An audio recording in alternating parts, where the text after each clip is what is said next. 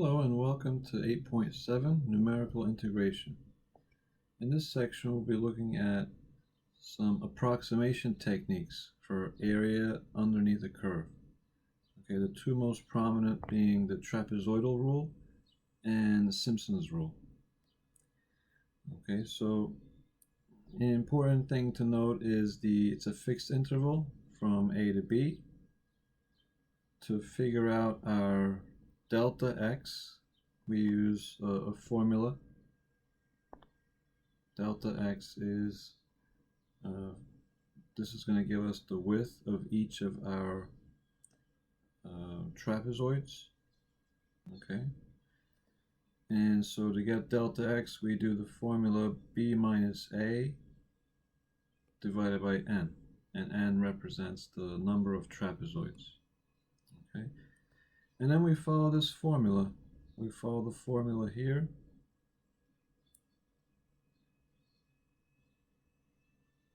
Okay, you'll notice that we have delta x over 2, and then we're going to multiply by y0, and then we have coefficients in front of y1, coefficients of 2 in front of y1, y2, all the way up to n minus 1 of y, and then the last one is a yn. I'll walk you guys through how to do a typical problem like this. Okay, so let's start off with our first example. Use the trapezoidal rule with n equals 4 to estimate, and estimating the area under x squared from 1 to 2. Okay, then we could compare with the exact value. Okay, so we know that the function is x squared. Okay, so let's put that somewhere. So y equals x squared. And then what we want to do is make a table of values.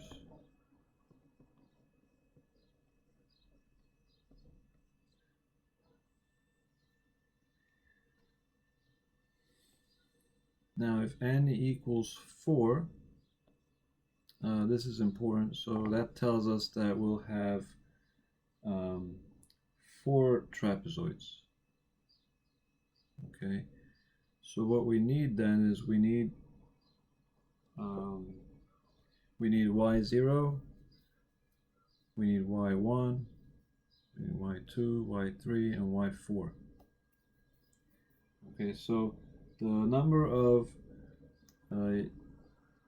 of units we compute is actually going to be one more than the number of n, right? Because you have a beginning, part, and then you have an ending part. Right, so let's say we had y equals x squared, and we're trying to figure out between 1 and 2. Right, so we would have 1, 2, and then we would go in the middle here. That would be like 3 halves, and then we would go in between here and here. So that means here we would have between 3 halves and 1, so that would be like 5/4. In between 3 halves and 2, that would be 7/4. Okay, so all in all, we'll be calculating for 5 spots for the 4 trapezoids. Okay, so we have starting with 1, 5/4, 3 halves, 7/4, and 2. Okay, so we plug these into our formula, right? So 1 squared will be 1. 5/4 squared would be 25/16. 3 halves squared, that would be 9/4. 7/4 squared, that would be 49/16. And 2 squared would be 4.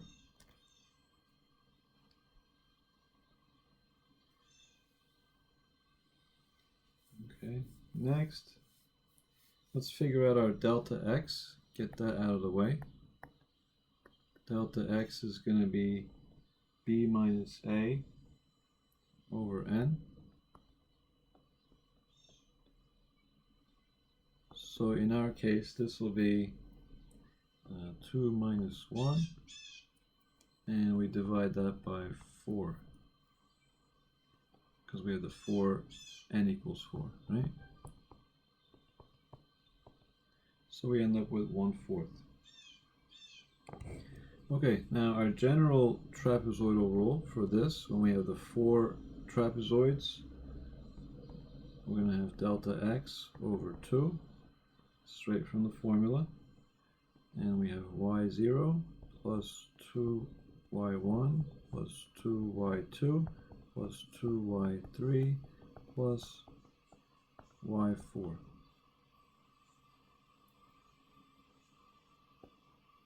Okay, so now our delta x is 1/4. If we take 1/4 and divide that by 2, we will have 1/8.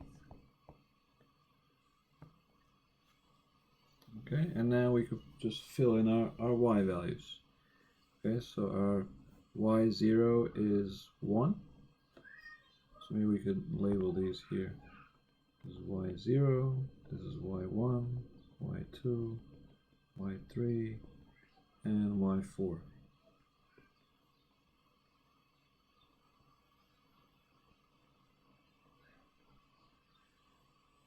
Okay, so we have y0,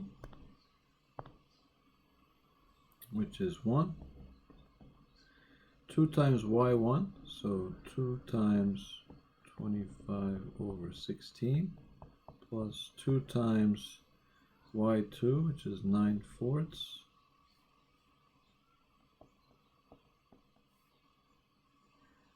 plus 2 times y3, so 2 times 49 over 16, and then plus 4.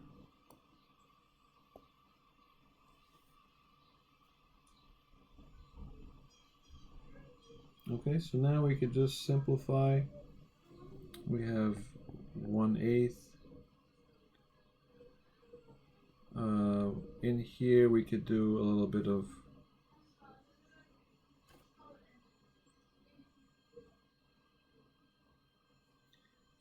cross canceling. We have 1 plus 2 into 16. We could cross cancel by 2, so that's 25. We divide by 2 and divide by 2, we would have 25 over 8 plus, and then this will be, we cross cancel here, 2 divided by 2 is 1, 4 divided by 2 is 2. Now this I want to convert to eighths, because maybe then I can simplify a little quicker later on. So if I have 9 halves, I want to convert to eighths. I multiply by 4, 9 times 4, that would be 36.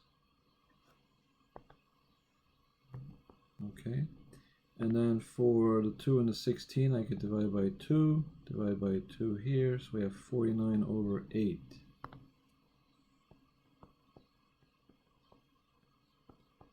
Plus 4. Okay, now the 3 fractions in the middle, we could add those up. So we have 25 plus 36 plus 49. So that's 1/10. The 1 and the 4, we could add those together. That gives us 5.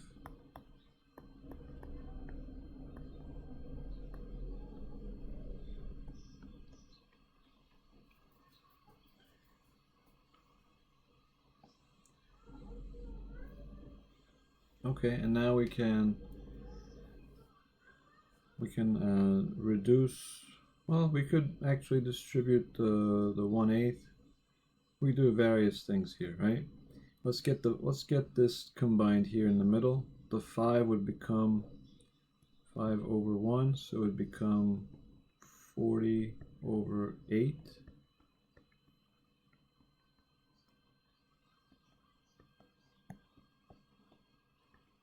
So that would become 1/8, and then we have 150 over 8.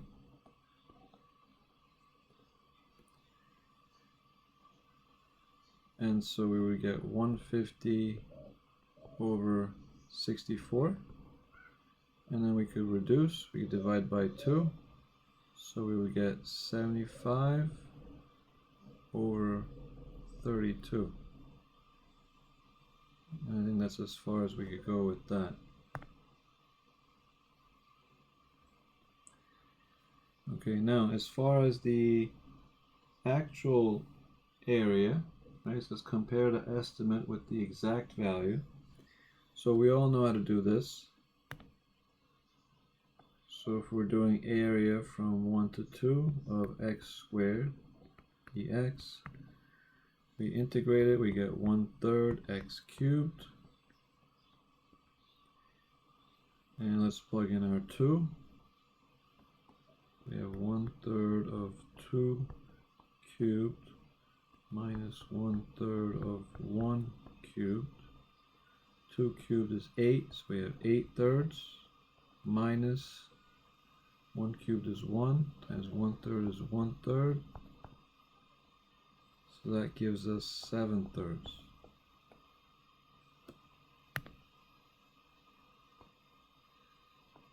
Okay, so that's the actual value. Okay, now if you calculate, just divide these, use a calculator to help you. 75, if we divide it by 32, that gives us 2.34375, and then 7/3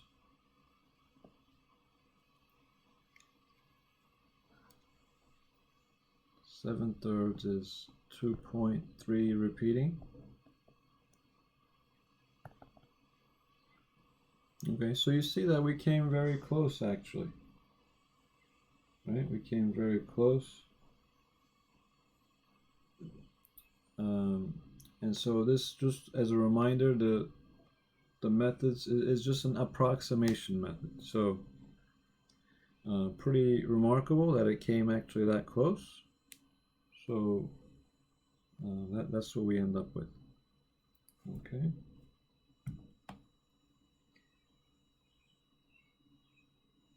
Any questions on that?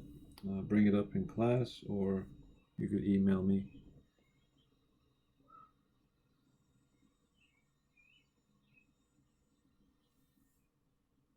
Okay, so let's take a look at another approximation technique. This is Simpson's rule.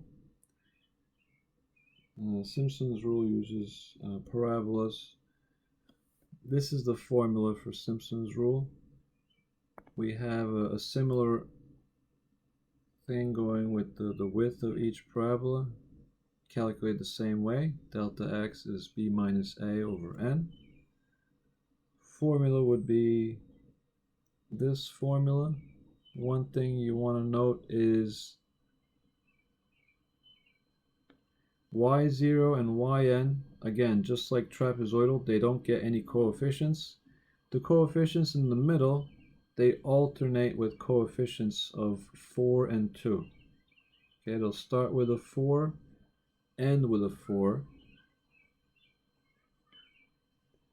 and then it'll alternate between 4 and 2 in the middle. Okay, so this is for Simpson's rule. Okay, and note that delta x is divided by 3. Okay, so let's take a look at this formula. Simpson's rule with n equals 4 to approximate, okay, this integral. Okay, so we know that y is equal to 5x to the 4th. And so let's make a table. And we're starting at 0, ending at 2. So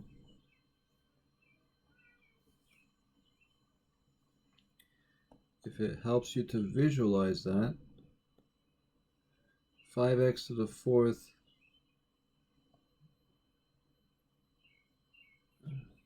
it'll look something like that. Now 0 to 2, let's say 2 is out here and 0 is here. We want 4 of these partitions, so we will got 1 at 1 and then go halfway between 1 and 0, so you have a half. And then here this will be 3 halves. So now you have your 4 partitions. Okay, you have your 4 parabolas. Okay, so for our x values, we have the x values set up: 0, 1/2, 1, 3 halves, and 2. Okay, and now let's get the y values. This will be y0, this is going to be y1, y2, y3, and y4. Okay, so plugging 0 in here gives us 0. Plugging in 1/2, well, we have to do 1/2 to the fourth, so that'll be 1/16, and then times 5, so 5/16. Plug in 1 to the fourth is 1, times 5 would be 5. 3 halves, okay, so 3 halves would be 3 to the fourth is what, 81. 2 to the fourth is 16, and then we gotta multiply by 5, so that would be 405.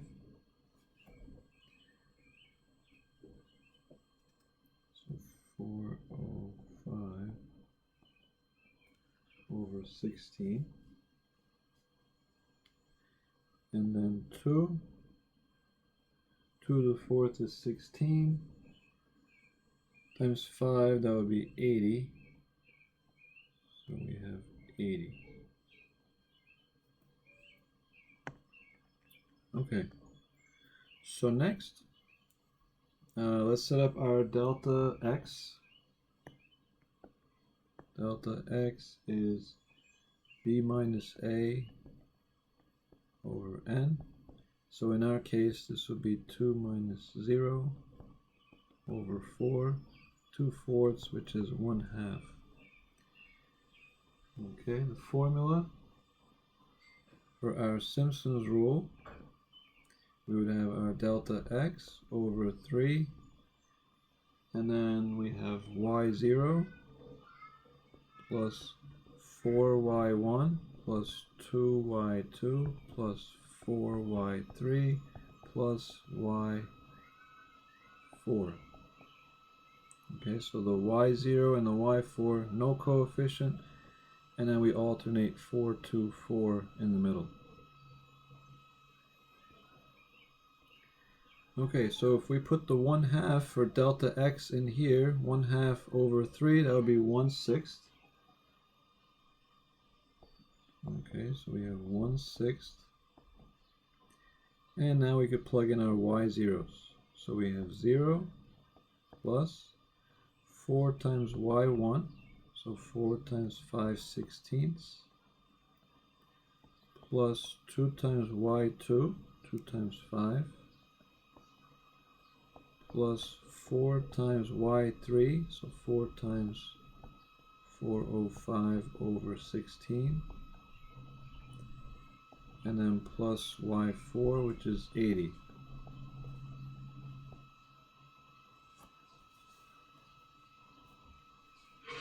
Okay, so we could manipulate this a little bit. We have the 1/6. Now in the middle here we have, this will be 10, 2 times 5 is 10, plus the 80, so we have 90. And then here, the 4 and the 16, we can cross cancel, divide by 4. 4 divided by 4 is 1, 16 divided by 4 is 4. 4 divided by 4 is 1, 16 divided by 4 is 4. So we end up with 5 plus 405, that would be 410.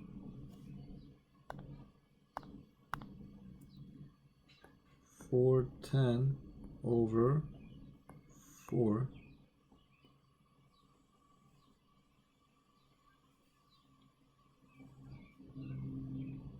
Okay, and now we can, let's see, if we reduce this, it would be 205 over 2, and then the 190 would become 180 over 2.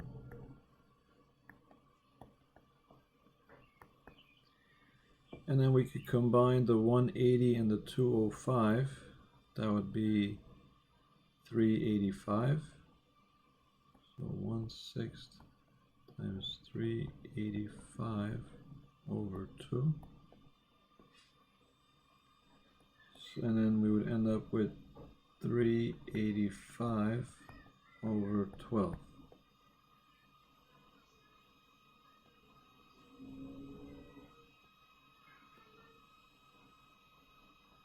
Okay.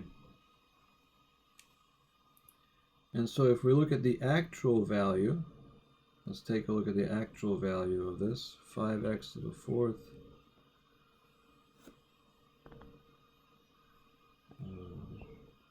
Integrate it. So if we integrate that, that would mean we have x to the 5th, right? We have x to the 5th. If we plug in 2, we get 2 to the 5th minus 2 to the 5th minus 0 to the 5th. So it's just 2 to the 5th, which is 32.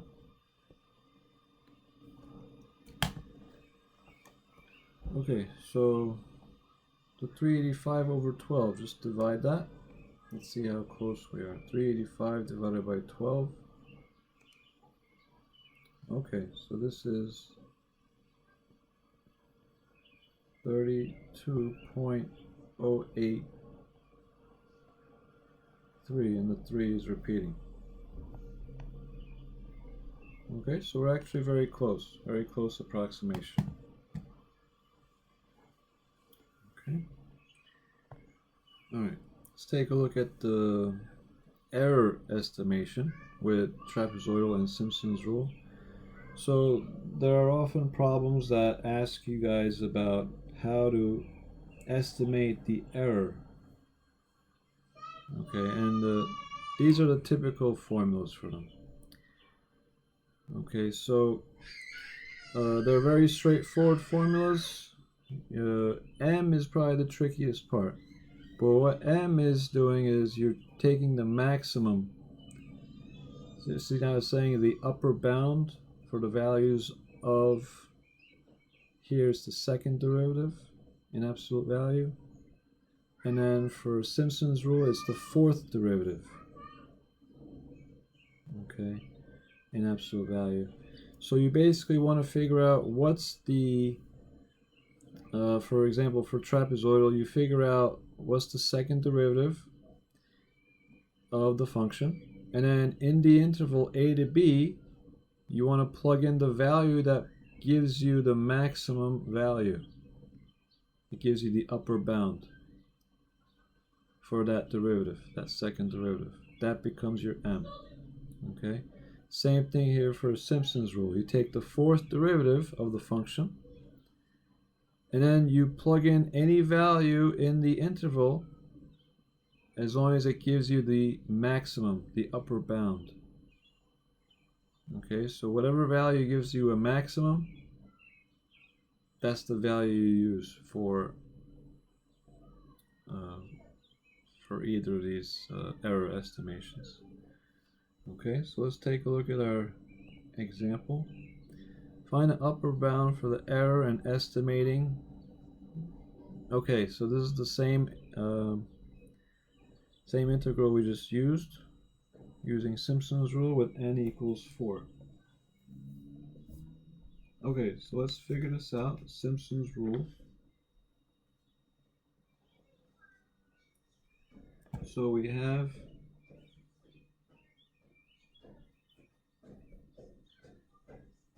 let's figure out our m first. So to figure out our m, for Simpson's rule, we need the fourth derivative, right, on the function. So original function is 5x to the fourth. First derivative would be 20x cubed. Second derivative would be 60x squared. Third derivative would be 120x. And the fourth derivative would be 120. Okay, so now it's on the interval 0 to 2. However, there's nothing to plug in here, right? We're down to a constant. So we're kind of off the hook in that sense. There's nothing to plug in between 0 to 2 because we end up with just a constant value. So our m is 120. Okay, it is what it is. And now let's take a look at the rest of the problem. So we have our error for Simpson's rule is going to be less than or equal to m b minus a to the fifth over 180 n to the fourth. Okay, so we would plug in now. For n, we plug in the 120. And then b minus a, that would be 2 to the fifth. And then 180. And then n is 4. So 4 to the fourth.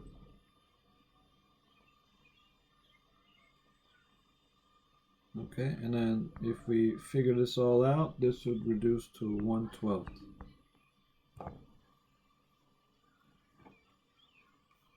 Okay, now if you figure out 1/12, take 1 divided by 12. This is 0.08 with the 3 repeating. So this is that same value that we were off by, if you think back to example 2, right? So let's take a look again. Answer was 32, right? The actual, our approximation was 32.083. Notice that we are off by 0.083. That's the error estimation. Okay, so that holds true here. In this case, we are off by 0.083. Okay.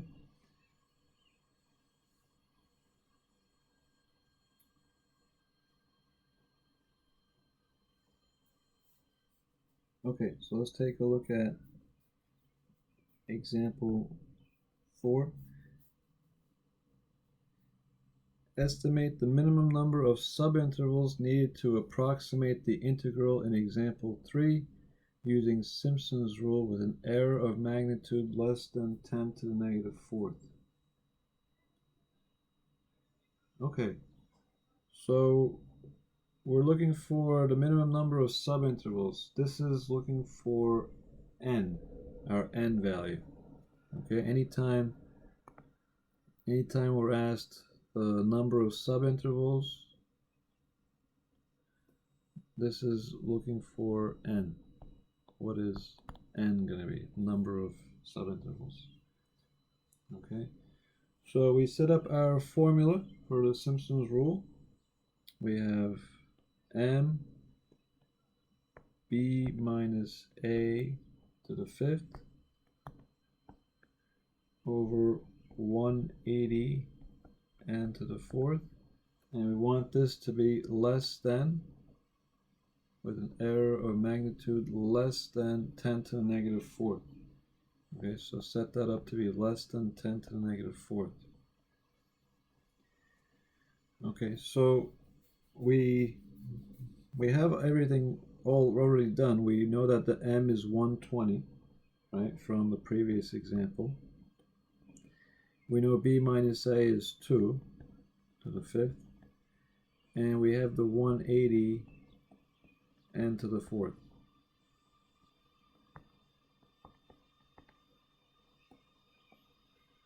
Okay, so now we just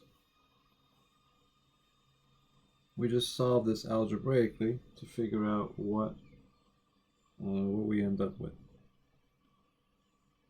Okay. Okay, so we could do a little reducing here between the 120 and the 180.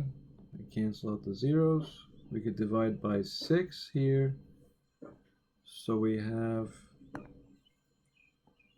2 times 2 to the fifth over 3 n to the fourth less than 10 to the negative fourth. Okay, so we here on top we have 2 times 2 to the fifth. 2 to the fifth is 32 times 2 is 64.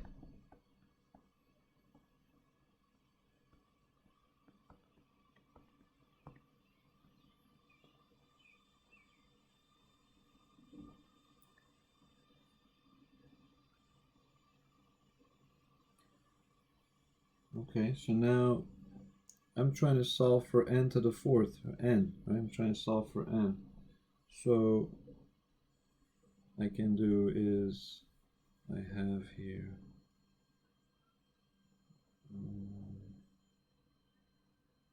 I can multiply by 3n to the fourth. Okay, so I have 64 less than. Now here, this is like saying I have 1 over 10 to the fourth. So when I multiply by 3n to the fourth, I have 3n to the fourth over 10 to the fourth.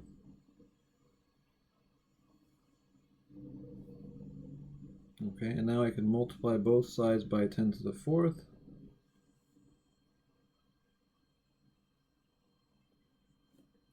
So I have 10 to the fourth times 64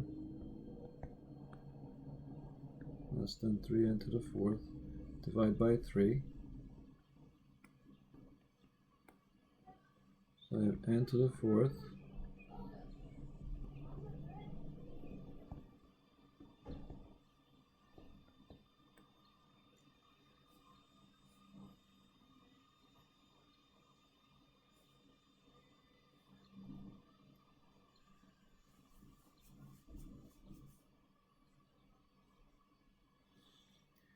Okay, and then if I take the fourth root here,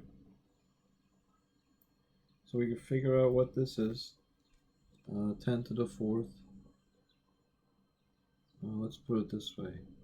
N to the fourth would have to be greater than 10 to the fourth. So we have 64. And then we're going to tack on 4 zeros.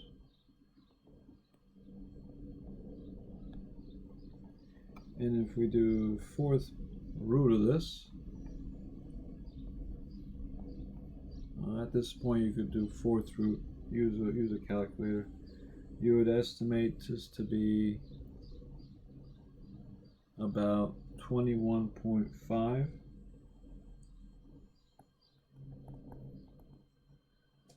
So your minimum number of subintervals, we can't have a part of a subinterval, so we'll say that this will be 22.